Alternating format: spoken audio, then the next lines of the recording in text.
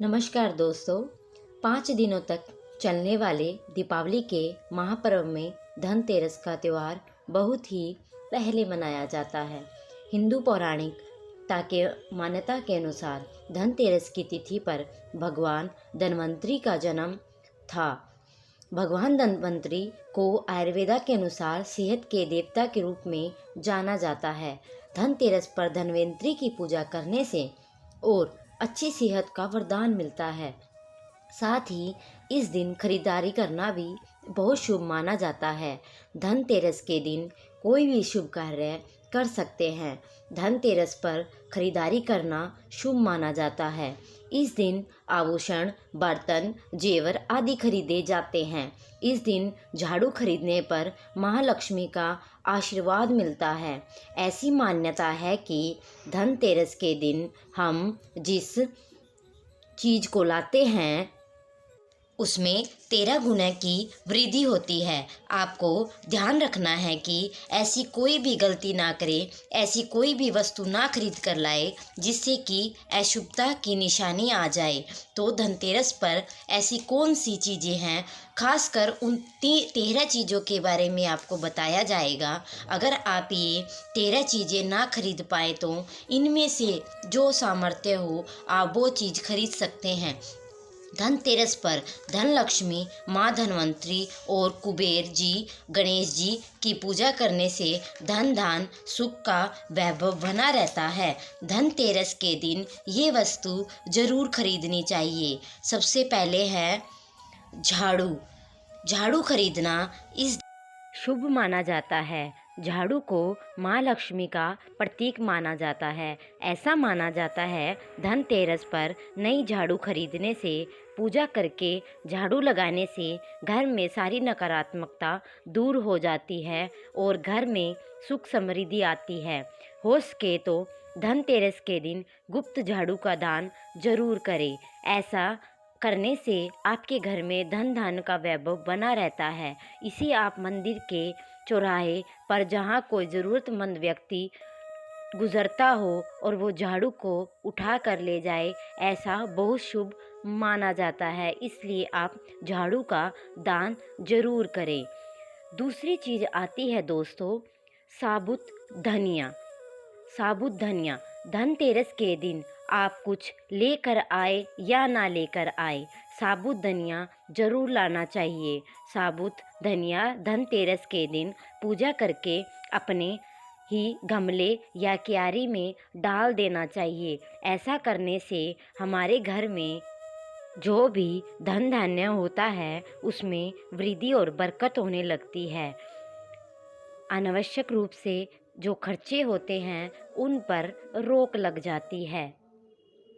इसलिए आप साबुत धनिया इस दिन अवश्य खरीद कर लाएं और इसकी पूजा करें। अब तीसरी चीज़ आती है नमक। नमक खरीदने पर इस दिन वैसे तो नमक डली वाला ही लाना चाहिए। डली वाला तो आजकल नहीं मिलता, तो थैली वाला ले आना चाहिए। जो भी नमक आपको मिल जाता है वो ही खरीद कर ले आना चाहिए। दिवाली से गोवर्धन और भैया दूज तक नमक का ही प्रयोग करें और इन 5 दिनों तक लगातार नमक का ही पोछा लगाना चाहिए, जिससे दरिद्रता दूर होती है, घर से नकारात्मक निकल जाती है। चौथी चीज़ आती है गोमती चक्र। इसे कहते हैं जिस घर में गोमती चक्र हो उस घर में दरिद्रता, धन वैभव में वृद्धि होती है।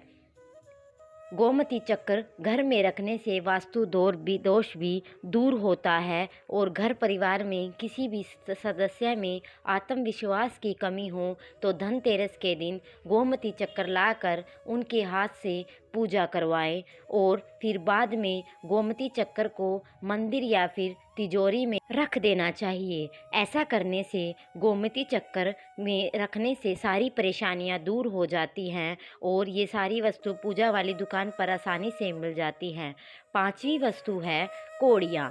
कोड़ियाँ आपको सफ़ेद, भूरी, चितकबरी जैसी भी मिले, लेकिन आपको पीली, सफ़ेद कोड़ी ही लानी चाहिए। लेकिन जिस घर में कोड़ी होती है, कोड़ियाँ माँ लक्ष्मी को आकर्षित करती हैं, इसलिए आज के दिन 5 या 7 या 12 या 13 कौड़ियाँ लाकर धनतेरस की रात को या दिवाली की रात को पूजा करके रोली अक्षत कुमकुम अर्पित करके लाल कपड़े में बांधकर जहाँ भी आप धन रखते हैं वहाँ रख देनी चाहिए। हर साल आप इन्हीं पुरानी कौड़ियों की पूजा कर सकते हैं। हर साल आपको नई कौड़ियाँ खरीदने की आवश्यकता नहीं है। 5वीं वस्तु आती है श्रीयंत्र। श्रीयंत्र देख लीजिए, सभी निशान चिन्ह अंकित होने चाहिए। श्रीयंत्र जिस घर में होता है उस घर में धन धान का कभी भी अभाव नहीं रहता। श्रीयंत्र की उत्पत्ति को लेकर एक बार महालक्ष्मी अप्रसन्न होकर पृथ्वी से बैकुंठ चली गई। माता के रुष्ट हो जाने पर धरती पर बहुत सारे संकट उत्पन्न हो गए। ब्राह्मण और महाजन बिना लक्ष्मी के निर्धन हो गए और लक्ष्मी जी भी किसी स्थिति में पृथ्वी पर आने के लिए तैयार नहीं थी। तब वशिष्ठ जी ने वहीं पर बैठकर भगवान विष्णु की आराधना शुरू कर दी। नारायण ने प्रसन्न होकर मुनि वशिष्ठ को दर्शन दिए। वशिष्ठ ने हरि विष्णु जी से कहा, हम पृथ्वी पर बिना लक्ष्मी जी के बहुत दुखी हैं। हमारे सारे आश्रम उजड़ गए हैं।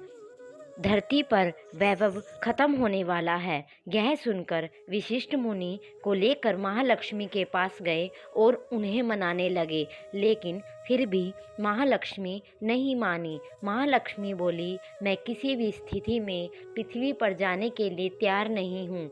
जब चारों तरफ पृथ्वी पर महालक्ष्मी माँ के न आने की बात फैल गई, तब देवताओं ने गुरु बृहस्पति जी से एक युक्ति मांगी।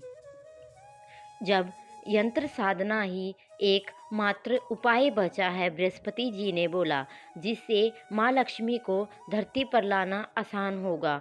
गुरु बृहस्पति जी के निर्देशों से धातु पर श्रीयंत्र का निर्माण कर उन्हें मंत्र सिद्ध प्रतिष्ठा युक्त करते हुए दीपावली के 2 दिन पूर्व धनतेरस के दिन यंत्र पर स्थापित करके विधि विधान से उसका पूजन किया। वो दिन समाप्त होते होते लक्ष्मी जी को आना ही पड़ा कि मैं अपने किसी भी स्थिति में यह आने के लिए तैयार नहीं थी। ये मेरा प्रण था, परंतु बृहस्पति जी ने युक्ति से मुझे आना ही पड़ा। श्रीयंत्र मेरा आधार भी है, इसी से मेरी जान भी बचती है। इसलिए धनतेरस के दिन धन यंत्र खरीदना शुभ माना जाता है। 7वीं वस्तु आती है 7 मुखी रुद्राक्ष। धनतेरस के दिन आप 7 मुखी रुद्राक्ष घर में लाते हैं या उसकी विधि विधान से पूजा करते हैं तो शुभ माना जाता है, क्योंकि रुद्राक्ष शिव की पूजा से जोड़ते हैं। किसी भी मंत्र का जाप करते हैं उसमें भी आपको घर में कभी परेशानी नहीं आती, अकाल मृत्यु का भय नहीं रहता। इसलिए रुद्राक्ष अवश्य लाना चाहिए। 7वीं वस्तु है दीपक। दीपक क्योंकि दीपावली दीपों का त्यौहार है। अपने घर में सामर्थ्य के अनुसार दीपक जलाने चाहिए। धनतेरस के दिन भी दीप जलाने चाहिए। दियों में आपके घर में साक्षात माँ लक्ष्मी जी का वास बना रहता है। पूरे वर्ष आपके घर में धन की कोई कमी नहीं रहती, आपको कर्ज लेने की नौबत नहीं आती। ऐसे में धनतेरस के दिन आप 13 दीपक घर के भीतर और 13 दीपक घर के बाहर जलाएं। मिट्टी के दीपक आप अपने सामर्थ्य के अनुसार ला सकते हैं, यह बहुत ही शुभ माना जाता है। दिए जलाने से माँ लक्ष्मी आशीर्वाद देती। 9वीं चीज आती है दोस्तों, हमें लक्ष्मी माँ और गणेश जी की मूर्ति खरीद कर लानी चाहिए। वैसे तो मिट्टी मूर्ति की होती है, घर में लाना मिट्टी की मूर्ति बहुत शुभ माना जाता है। यदि आप मिट्टी की मूर्ति नहीं लाना चाहते, धातु जैसे चांदी, सोने या पीतल की मूर्ति घर में ला सकते हैं। अगर आप के पास पहले ही मूर्तियां हैं तो ज़रूरी नहीं है कि आप हर दिवाली पर नई मूर्ति ही खरीदें। धातु की मूर्ति है तो हर साल आप नहीं खरीदनी चाहिए। यदि मिट्टी की मूर्ति है तो विसर्जन करके विधि विधान से उसकी पूजा करनी चाहिए। नई मूर्तियों की पूजा आपको दिवाली की शाम को ही करनी चाहिए। धनतेरस के दिन आप माँ लक्ष्मी और गणेश जी की मूर्ति खरीदते समय आप ध्यान रखें कि मूर्तियाँ अलग अलग हो और दोनों ही मूर्तियों में गणेश और लक्ष्मी जी बैठी मुद्रा में हो। खड़ी अवस्था में लाई हुई मूर्ति जो होती है वह उग्र स्वभाव और चंचल मानी जाती है। अगर आप खड़ी अवस्था में मूर्तियाँ लाते हो तो धन का अभाव घर में बना रह सकता है और आपको ध्यान रखना चाहिए आप जो मूर्तियाँ लाए हैं वे कहीं से भी खंडित ना हो। गणेश जी की प्रतिमा खरीदते समय ध्यान रखें जो गणेश जी की सूंड है वो बाईं तरफ मुड़ी हुई हो। उनका वाहन मूषक भी उस सूंड में जरूर बना हो। भगवान गणेश के हाथ में एक मोदक या लड्डू भी हो और माँ लक्ष्मी की जो मूर्ति है वह कमल के फूल पर विराजित होनी चाहिए या तो उनके हाथ में सिक्के गिरते हुए होने की अवस्था होनी चाहिए। ऐसी मूर्तियाँ घर में लाना बहुत ही शुभ माना जाता है। ऐसी मूर्तियों की पूजा करनी चाहिए। ऐसा करने से आपके घर में धन वैभव बना रहता है, कभी भी धन की कमी नहीं आती और यह मूर्तियाँ लाने से बहुत ही शुभ माना जाता है। 10वीं चीज आती है दोस्तों कुबेर यंत्र। कुबेर यंत्र धनतेरस के दिन जो 10वीं चीज है कुबेर यंत्र जिस घर में होता है वहाँ पर धन के देवता कुबेर का वास होता है, साथ ही माँ लक्ष्मी जी का भी वास होता है। आपको उत्तर दिशा में ही कुबेर यंत्र की स्थापना करनी चाहिए। इस दिशा में यंत्र सही निर्माण परिवार में खुशियाँ लेकर आता है, साथ ही घर में कोई भी वास्तु दोष हो तो वह दोष भी दूर हो जाता है। व्यापार के और कारोबार में खूब बरकत भी होती है। कई बार लोग खूब मेहनत करने के बाद भी उतना धन नहीं कमा पाते जितना आप मेहनत करते हैं और मेहनत करने के बाद भी आपकी तिजोरी खाली ही रहती है तो उसे पूरा साल भरने के लिए धनतेरस के दिन कुबेर यंत्र की पूजा ज़रूर की जाती है। 11वीं चीज़ है दोस्तों सोने चांदी के आभूषण या सिक्के। आपने सामर्थ्य के अनुसार आपको आभूषण या सोने चांदी के सिक्के ज़रूर खरीदने चाहिए और उनकी पूजा कर। 12वीं चीज़ आती है दोस्तों वो है बर्तन। बर्तन हमें इस दिन ज़रूर खरीदने चाहिए, चाहे मिट्टी के खरीदे या चाहे एक चम्मच ज़रूर लेकर आए।